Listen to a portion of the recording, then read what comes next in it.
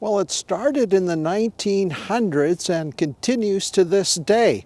It's turned into what is now one of the longest running citizen science projects.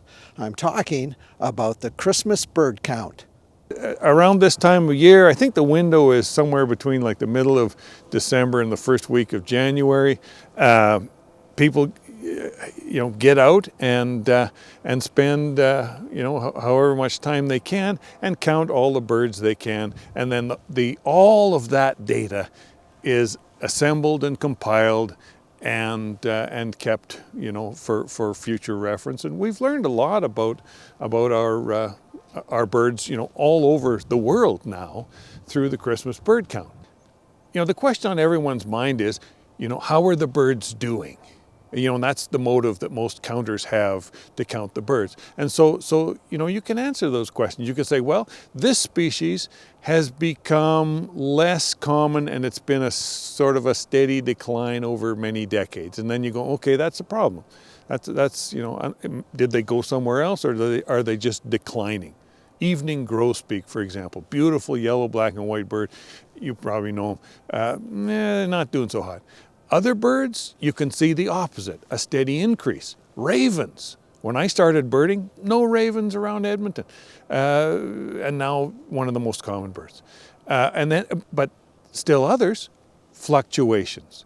So some years, we've got zillions of Bohemian waxwings. Some years they're off somewhere else eating somebody else's berries. So it's nice to know, which ones do we worry about, which ones do we not worry about, and which ones do we just kind of celebrate when we've got them around. And now knowing what kind of habitat you're going to be walking in might also help you understand what kind of birds you are more than likely to see. You're not going to see a snow bunting or a snowy owl here. They like open fields, but you might see a great horned owl or a pileated woodpecker. It's partly about the habitat, and it's also about location. And that's part of the fun of, taking part in these citizen science projects. I get the daily updates from eBird, and I scan and see, if somebody has seen some interesting species in a particular place. I go, yeah, maybe I'll go there tomorrow. Now, as I stated earlier, I'm by no means a bird expert, but I do know what I like to photograph. And one of the favorite birds, especially during the winter, is the Bohemian waxwing. The problem is there's also cedar waxwings. So, John, how do I tell the difference? Winter waxwings here, almost all of them are Bohemian waxwings. So how do you tell that from a cedar waxwing, the summer species, apart from season, obviously? The Bohemian has a little bit of white on the wing when the wing is folded, and it also has a red on the underside where the tail meets the body. The cedar has white on that place and no white on the wing.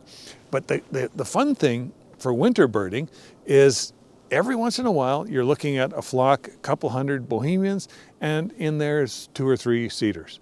So it's worth looking at every waxwing if that's your thing. Everybody needs a hobby, right? So we're just seeing the end of some warm weather and the development of a little bit of a cold stretch. You might think that would affect the data. One winter would have a lot more birds than the next, but you know what? After 120 years, it all kind of comes out in the wash.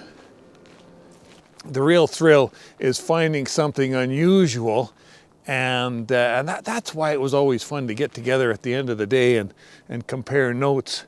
Everybody wants to find an owl, One friend of mine, he says, it's easy to find owls. You just look at every branch of every tree, and you'll find the owls.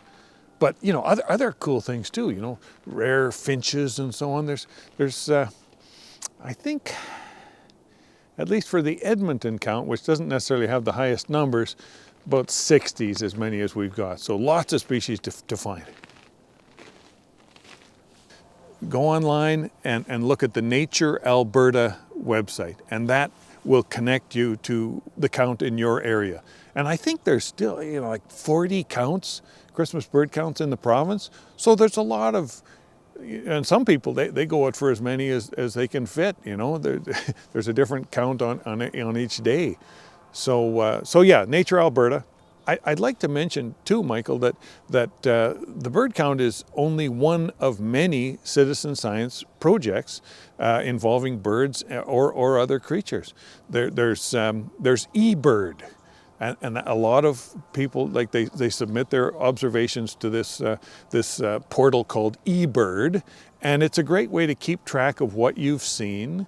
And if you submit photos with your observations, people will say, nah, that's not exactly what you think it is. Here's what it really is. And that's great. You get some feedback.